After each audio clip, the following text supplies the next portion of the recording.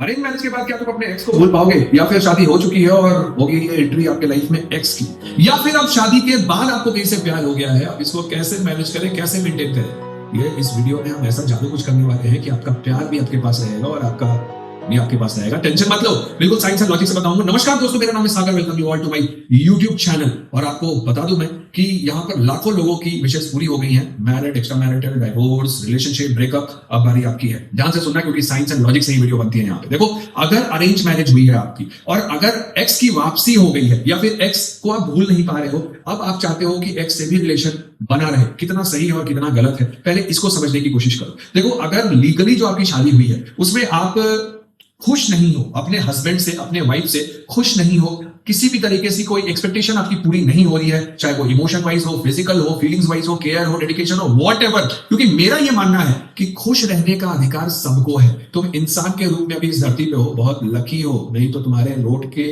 बाजू में जो कुत्ता बैठा हुआ है ना, वो भी तुम बन सकते थे।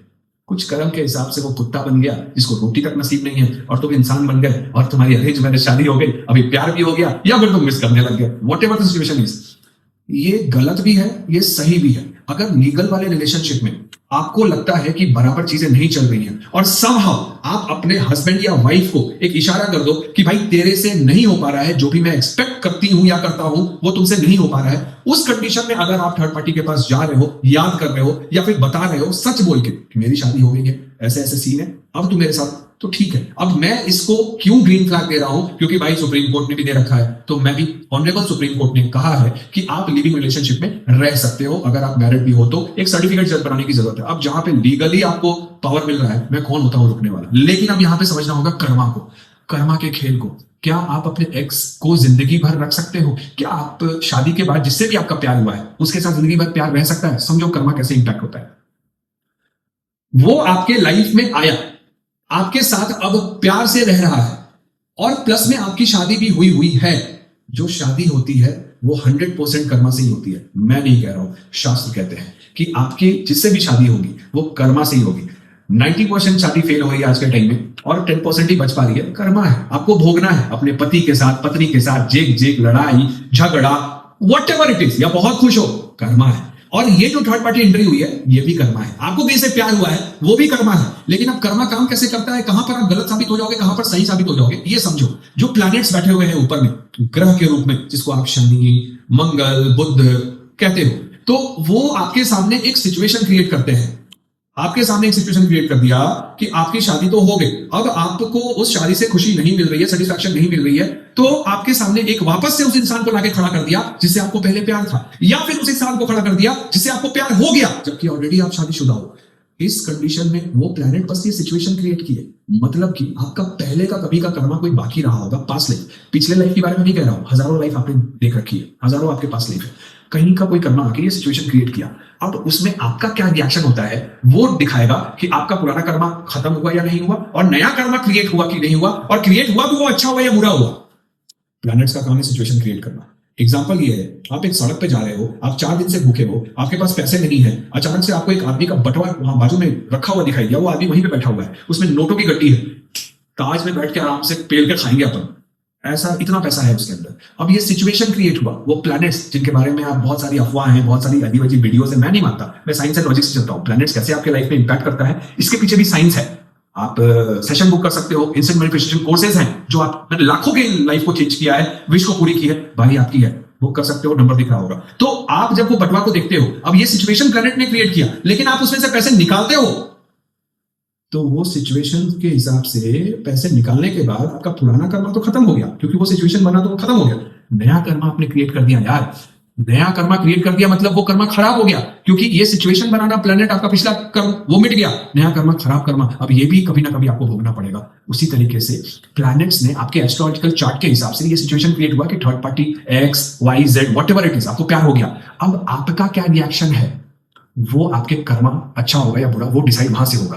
अब अगर आप अपने पति या पत्नी के साथ संतुष्ट नहीं हो, बहुत लड़ाई बहुत झगड़े हो रहे हैं, और तब ये सीन क्रिएट होता है और सामने वाले पार्टी को पता है कि आप मैरिड हो, चीजें ठीक नहीं चल रही हैं, यहां पर मैं आपको कहता हूं, हालांकि ये कंट्रोवर्शियल हो सकता है, कि you are right, mind my words, you are right.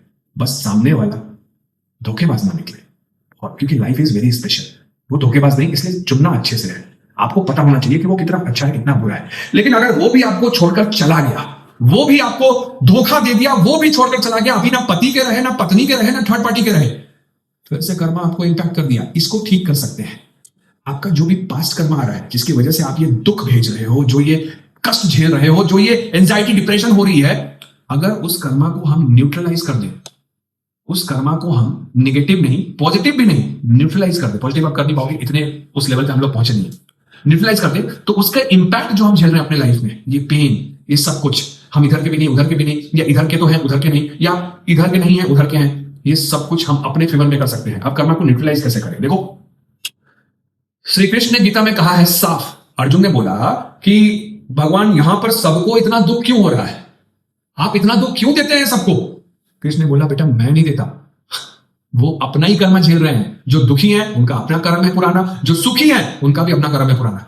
तो अर्जुन ने पूछा कि भाई तब एक बात बताओ कि क्या इस कर्म से हम मुक्त नहीं हो सकते? क्या कोई ऐसा उपाय नहीं है कि कर्म सारे खत्म हो जाए और हम अपने मन से अपने विशेष को पूरी करें, हम जो चाहें वो कर सके? बड़ा सुंदर जवाब दिया कृष्ण ने। कृष्ण ने बोला ज्ञान की अग्नि तुम्हारे कर्म को जलाकर राख कर सकती है। अब ये ज्ञान की अग्नि है क्या? साइंस एंड लॉजिक के हिसाब से अगर समझोगे तो ये ज्ञान की अग्नि access to the subconscious mind है। मतलब कि तुम्हारे सबकॉन्शियस माइंड तक तुम्हारी अगर एक्सेस बन जाती है, अगर तुम वहां तक पहुंच पाते हो तो उसकी प्रोग्रामिंग कर सकते हो। उसकी प्रोग्रामिंग अगर तुम कर सकते हो तो फिर पूरी गेम तुम्हारी तरफ। तुम जो चाहते हो, तुम अपने एक्स को चाहते हो वापस लाना, वो आ जाएगा। तुम अगर चाहते हो कि तुम्हारा डाइवोर्स हो जाए, वो हो जाएगा। या फिर तुम जिससे प्यार कर रहे हो चाहते हो कि पूरी लाइफ तुम्हारी बंद कर रहे हो जाएगा। लेकिन वो एक्सेस सबकॉन्शियस माइंड तक, दैट इज इंपॉर्टेंट। वो कैसे करें? अगर आपको लगता है कि इसका जवाब चाहिए तो फिर देखो 3 रेमेडीज मैं आपको बता रहा हूं। ये 3 रेमेडीज को करने के बाद आपका सबकॉन्शियस 100% रीप्रोग्राम हो जाएगा। फिर भी नहीं होता है, मेरे से आप बात कर लेना एक बार, पूरी लाइफ बदल के रख दूंगा। टेंशन मतलब प्यार के लिए रोने नहीं दूंगा। 3 रेमेडीज। पहला रेमेडीज, सबसे पहले सुबह उठ के एस्ट्रोलॉजिकली अगर मैं बताऊं, 3 माला गायत्री मंत्र 100% करो ही करो। अगर आप एक फीमेल हो और पीरियड में मत करना, बस यूट्यूब पे सुन लेना। दूसरी रेमेडी, आपको डेली दुर्गा स्तुति का पाठ करना है। पीरियड में मत करना, बस यूट्यूब पे सुन लेना। तीसरी रेमेडी, आपको ओम नमो भगवते वासुदेवाय का 11 माला जाप करना है। पीरियड में मत करना, बस सुन लेना। ये 3 एस्ट्रोलॉजिकल स्पिरिचुअल उपाय थे। साइंटिफिकली अगर बात करें तो डेली सुबह में उठने के जस्ट बाद, फ्रेश होने के बाद, एक प्लांट के बाजू में बैठ जाना, 1 गिलास पानी ले लेना, कांच के ग्लास में या बाउल में, और उस पानी को देख के कम से कम 21 बार सेम अफर्मेशन देना प्रेजेंट टेंस में, जो भी तुम्हारी विश है उस थर्ड पार्टी या बंदे या प्यार को लेके। और उस पानी को आधा तुम पी लेना, आधा उस प्लांट में डाल देना, उसके बाद उठ जाना। ये आपको कम से कम 45 दिन करना है। दूसरी रेमेडी साइंटिफिकली, आपको डेली रात में सोने के पहले सेम चीज जो आपको चाहिए उस इंसान से, आपको विजुलाइज करते करते सोना है। याद रहे उस बीच में कोई भी नेगेटिव थॉट्स नहीं आने चाहिए। इससे आपका माइंड रिप्रोग्राम होगा। तीसरा सबसे इंपॉर्टेंट है, आप 369 मैनिफेस्टेशन टेक्निक का यूज कर सकते हो। मतलब जो भी आपकी विश है, सुबह में 3 बार लिखना है, दिन में 6 बार और शाम में 9 बार। ये आपको 45 दिन तक करना है। एक डायरी में किसी भी कलर के पेन से लिख सकते हो, नो इश्यू, पीरियड में भी लिख सकते हो, फीमेल्स के लिए।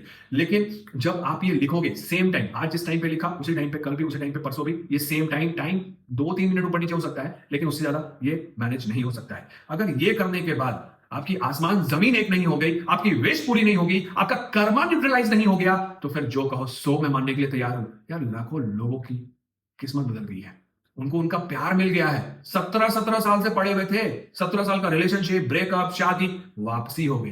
तो आपकी क्यों नहीं होगी यार? आप भी इंसान ही हो, लेकिन एफर्ट डालना होता है, और एफर्ट राइट डायरेक्शन में डालना होता है। गलत डायरेक्शन में आप अभी तक डाल रहे हो, गलत डायरेक्शन में डालोगे एंजाइटी, डिप्रेशन, पेन, सब कुछ होगा। लेकिन अगर सही डायरेक्शन में डालोगे तो उस कॉस्मिक फ्रीक्वेंसी से जो ऑलरेडी यूनिवर्स में है और आपके अंदर भी है, उसको बस हमको अलाइन करना है। मैं बिल्कुल साइंस एंड लॉजिक से बता रहा हूं, उसको हमको अलाइन करना है। जो एस्ट्रोलॉजिकली स्पिरिचुअली जो आपको मैंने आइडियाज बताए, रेमेडीज बताए, उससे भी सेम ही चीज होगा। लेकिन बहुत सारे ऐसे रिलीजन के लोग हैं जो अलग है, तो उनके लिए साइंस वाला रूल है। आप अप्लाई करो, फिर देखो कमाल। तो गाइज सब्सक्राइब जरूर कर लेना, और अपने कमेंट में आप सवाल मुझसे पूछ सकते हो, आपको जवाब जरूर मिलेगा। बाकी इंस्टेंट मैनिफेस्टेशन कोर्सेज है, सेशंस है, आप 1-to-1 मुझसे बात कर सकते हो। लाखों लोगों की समस्या खत्म हो गई है, अब बारी आपकी है। फिर से वादा करता हूं, प्यार में रोने नहीं दूंगा। Take care.